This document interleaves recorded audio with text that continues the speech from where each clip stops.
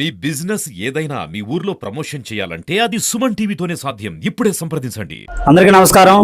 నా పేరు అచ్చాల రవి, తెలుగు యువత అధ్యక్షులు కనిగిరి.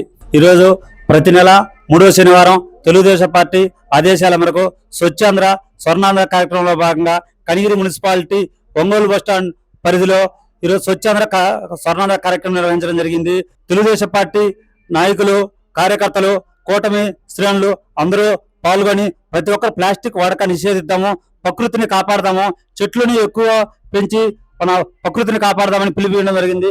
క్లీన్ కనిగిరి, గ్రీన్ కనిగిరి కాన్సెప్ట్తో ఈరోజు మేము మా ఉగ్రనరసింహారెడ్డి గారు ముందుకెళ్తున్నారు. ఇదే విధంగా ప్రతి ఒక్కరూ ప్లాస్టిక్ వాడకాన్ని నిషేధించి సహకరించవలసిందిగా కోరుచున్నాము. పల్లెల వెంకటరెడ్డి, 16వ వార్డు, కనిగిరి. ఈరోజు స్వచ్ఛాంధ్ర స్వర్ణాంధ్ర కాన్సెప్ట్తో కనిగిరి బైపాస్ రోడ్డు నందు పేరల్ గ్రౌండ్ పరిసర ప్రాంతాల్లో మొక్కలు నాటడం జరిగింది.